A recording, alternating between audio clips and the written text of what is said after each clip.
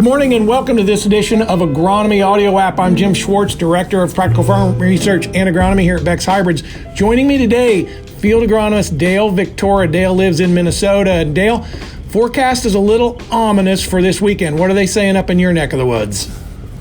Yeah, it definitely is, Jim. They're talking for us Friday night. I think we're going to get down that 28 to 29 degree low, so it's coming. As we talk about the injury to crops, both corn and beans, first of all, let's separate out a frost versus a freeze. Give me some insight on the two differences. Yep, a lot of times we can often confuse a frost and a hard freeze, and basically the main difference is when we talk about a frost, a frost can happen even when temperatures are above 32 degrees slightly, and it's all dependent on our conditions, low humidity, no wind, terrain. But basically what happens with a frost is the upper portion of the plant will possibly be singed from a frost, but the stalk will stay alive. Where a hard freeze, we basically have 28 degrees or lower for more than 4 hours, and basically that'll kill the leaves and the stalk. So that is kind of the difference between a hard freeze and a frost when we start talking about it, because when we think about the effect on grain and yield loss, there's a big difference between just the frost and a hard freeze. So when there's a frost,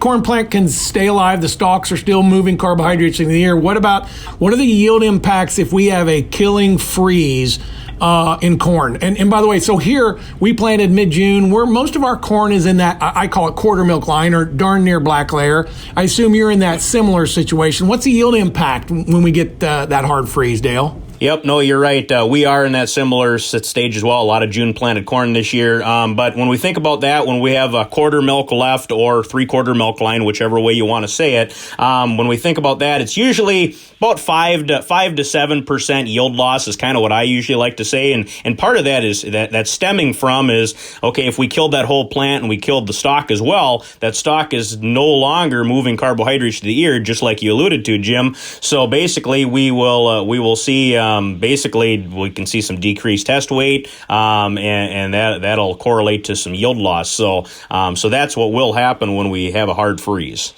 Well, how do I deal with that corn as it relates to drying and moisture, and then also harvestability, Dale? Yep. So when we talk about, harvesting frost damaged corn, it can be a little interesting because usually what will happen is this corn could be a little bit lighter. It's going to be wetter because when we think about that, and if we were at three-quarter milk line or a quarter milk left, whichever way you want to say it, we're probably 40+% grain moisture. And if that thing basically freezes and it kills the plant, it is going to take longer to dry in the field because of those higher initial kernel moisture levels. And it's just a frozen kernel that has been froze once will basically dry slower than a normal maturity kernel. So basically we're going to have slower dry down. The other thing is when we think about storing it and drying it, when we dry freeze damaged corn, we like to use lower heat. So 160, 165 degree drier temperatures, that seems to work best. And then we also want to think about maybe consider storing this grain a little drier than you normally do.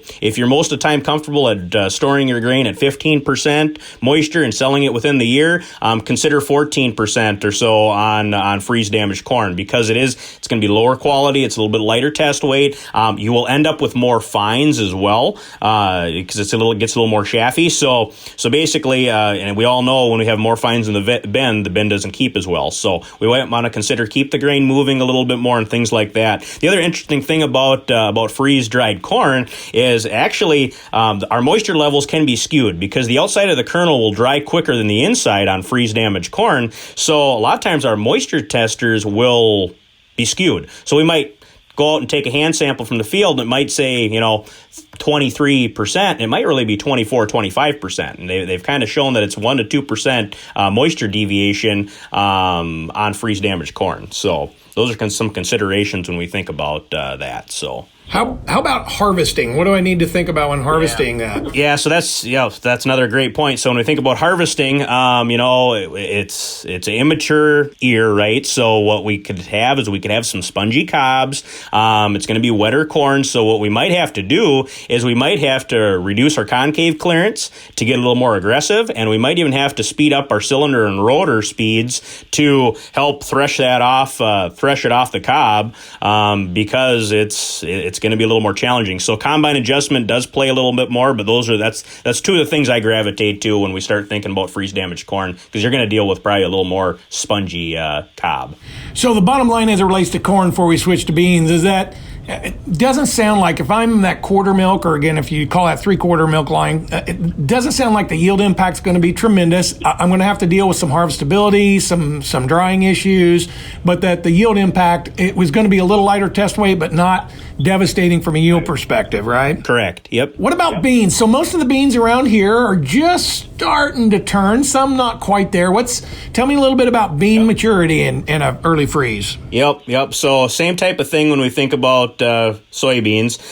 So a lot of times if we're in that, so when we just think about soybean stages, if we're at that R6.5 stage, that's when that bean's starting to get that green to yellow seed pod color and the color of the seed itself. And when we look at that, we can lose some yield to it there, but usually when it's R6.5 and later, usually they'll come around and they will dry down and they will tend to look normal again. It's before that R6.5, those beans will get that green or elongated yellow appearance, and they just won't dry down very well. It's another one that they will slow down dry. They will dry slower, in the field, just like when we talked about the corn. And a lot of times what will happen is depending on the frost level, it might just be a lighter freeze. A lot of times what we'll see is the upper portion of the canopy will take it harder than the lower portion, right? Because those beans might be a little bit further along, right? We've seen that we've seen that in years before, that we usually see problems with maybe more of the tops, but usually if we are R6.5, I oftentimes will say 10% yield is probably pretty drastic. So I think that's kind of where we're going to be at, Jim, on the beans. It sounds like really it's going to be more dealing with harvest issues than yield loss. So we'll just hope maybe we dodge a bullet this weekend, but if not, we'll deal with it. Dale, thank you very much for your help this morning. That's it for this edition of Agronomy Audio App. Thanks, everybody. Have a great day.